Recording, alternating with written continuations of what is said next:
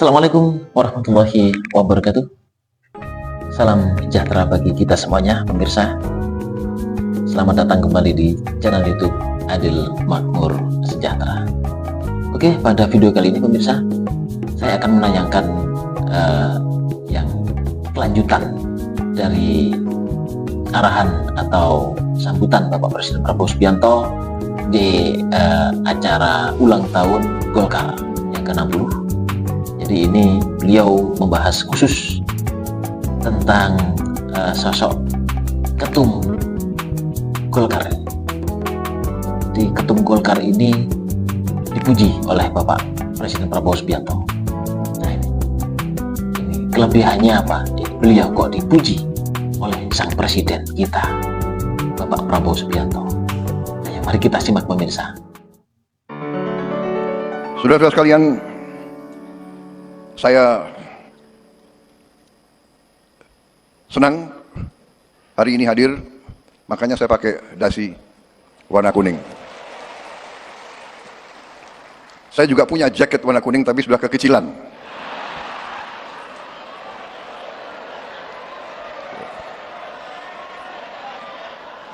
Jadi jalan tengah tadi cari sekpri, buru-buru cari apa itu? Dasi warna kuning. Saudara-saudara sekalian, hadir hari ini, sore hari ini, saya melihat semangat yang baik, terutama dari Ketua Umum Saudara, Ketua Umum yang baru. Ya. Beliau saya kenal juga tidak lama, baru-baru saja kita kenal, Pak ya. Baru-baru saja.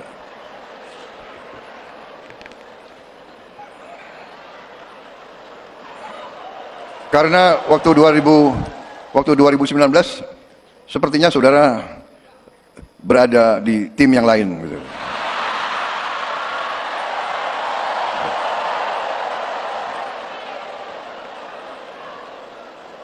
Maaf, saya lihat juga tokoh-tokoh dari PDIP hadir di sini mendampingi ketua DPR RI. Saudara-saudara saya dari Indonesia bagian timur. Saudara-saudara sekalian, walaupun kenalnya belum lama,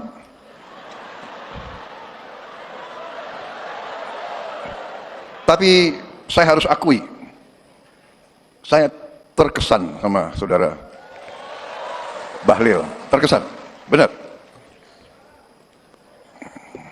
Beliau, saya lihat gerak-geriknya, pemikirannya, ucapan-ucapannya, pandangan-pandangannya cukup meyakinkan. Nah, serius ini, serius. Waktu saya gabung dengan Pak Jokowi di kabinet Indonesia Maju, ya, kabinet beliau, kabinet Pak Jokowi, saya agak aneh juga beliau dipilih jadi Menteri Investasi. Biasanya Menteri Investasi, ya kan, itu lulusan universitas di Amerika, iya kan, Harvard University atau Stanford atau Berkeley. Kalau nggak Amerika, minimal Inggris lah, ya. Oxford University, Cambridge atau Sorbonne. Saya sendiri pernah di Harvard, tapi ke toko buku. Kalian kan shock juga ya, kapan Prabowo ke Harvard? Saudara-saudara sekalian, nggak benar, ini serius.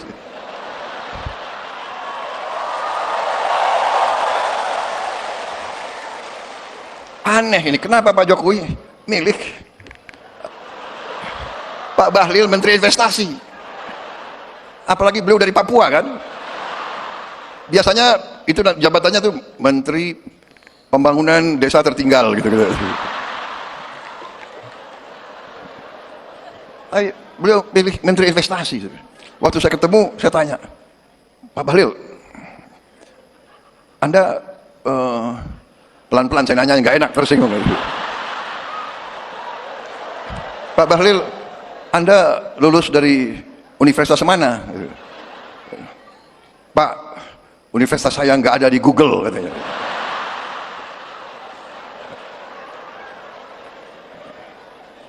Habis itu, Anda kalau ketemu investor-investor asing gimana? Ya kan? Saya nggak mau tanya, Anda bahasa Inggrisnya bagus nggak? Gitu kan?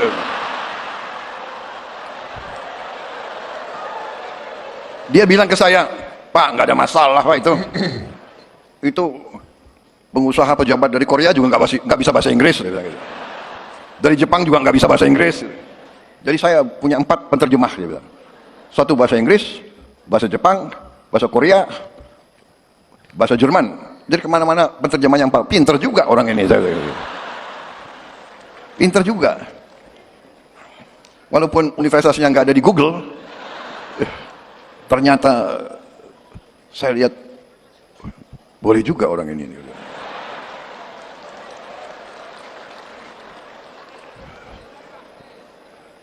Jadi ternyata beliau besar di Fak-Fak ya. Fak-Fak itu di pantai kan.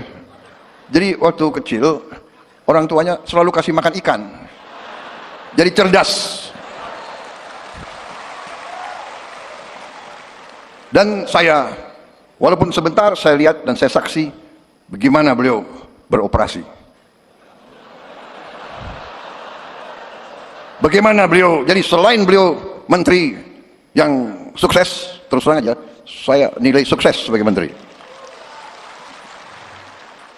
Dan selain sukses, beliau juga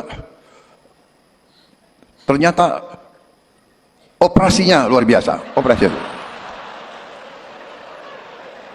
Loh, seorang pemimpin politik ya harus demikian, ya kan? Mengerti masalah politik, mengerti ekonomi, mengerti kenegaraan, mengerti operasi. Kalau nggak bisa jadi pemimpin politik.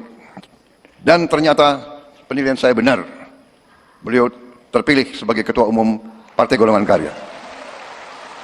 Dan saya melihat bahwa di atas kepintaran, di atas teknokrasi, di atas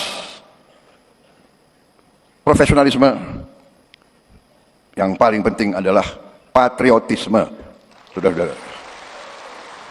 Menurut saya, orang yang pintar tapi tidak cinta tanah air kurang bermanfaat untuk bangsa dan negara. Orang pintar tapi tidak loyal biasanya merugikan suatu organisasi.